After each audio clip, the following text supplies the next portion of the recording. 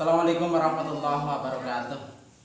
Alhamdulillahirabbil alamin wassalatu wassalamu ala asrofil anbiya wal mursalin sayyidina wa maulana Muhammadin wa ala alihi wa sahbihi ajma'in, amma ba'du. Sugeng dalu pada teman-teman subscriber dimanapun Anda berada. Mudah-mudahan pertemuan kali ini memberi manfaat buat kita semua. Oke. Kita akan bahas tentang kebiasaan tradisi pengeluaran zakat fitrah. Zakat fitrah yang berjalan di lingkungan kita itu banyak sekali yang mengumpulkan zakat itu di tempat-tempat umum, misalnya di masjid, di musola, di tempat tokoh-tokoh agama.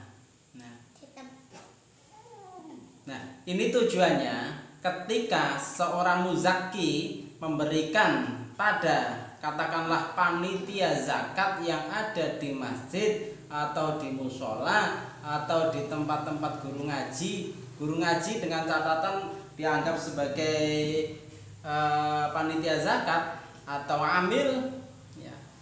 Walaupun amil atau panitia zakat itu sendiri masih kontradiktif. Intinya gini, ada beberapa hal yang perlu diperhatikan ketika kita berkedudukan sebagai panitia zakat. Kenapa? Karena ada hal-hal yang memang harus tidak boleh atau tidak boleh zakat itu kembali pada muzakinya. Contoh gini, saya mengeluarkan zakat dititipkan pada panitia zakat di musola atau di masjid. Kemudian oleh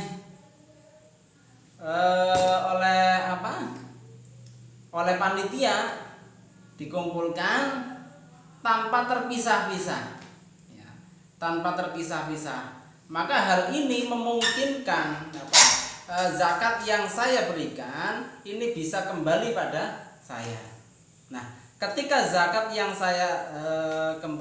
saya tasarufkan pada panitia kemudian kembali pada saya, ini adalah hal yang menurut pandangan fikih tidak boleh.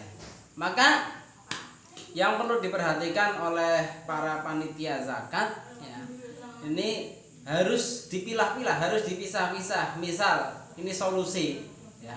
Solusi, misalnya dalam satu lingkungan masjid, penduduk atau masyarakat sekitar masjid ini mengeluarkan zakat melalui panitia yang ada di masjid. Ini solusinya ya.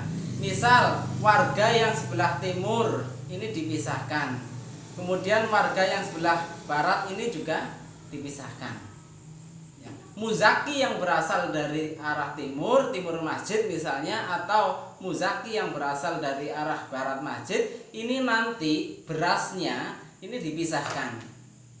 Nah, nanti cara tasarufnya, cara pengeluaran zakat dari panitia pada mustahiknya, nah ini yang terkumpul di bagian atau dari warga sebelah barat masjid ini dioper, diberikan pada warga atau mustahik yang berasal dari sebelah timur masjid. Atau sebaliknya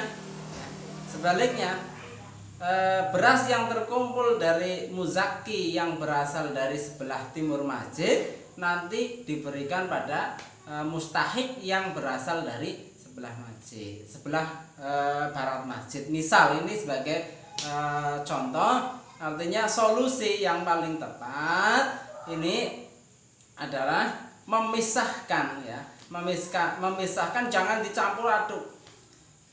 Jangan dicampur aduk ketika ya muzaki dari arah timur barat terus dikumpulkan jadi satu. Ini memungkinkan ya zakat yang saya berikan misalnya, kemudian di samping saya menjadi muzaki misalnya, kemudian saya juga menjadi mustahik.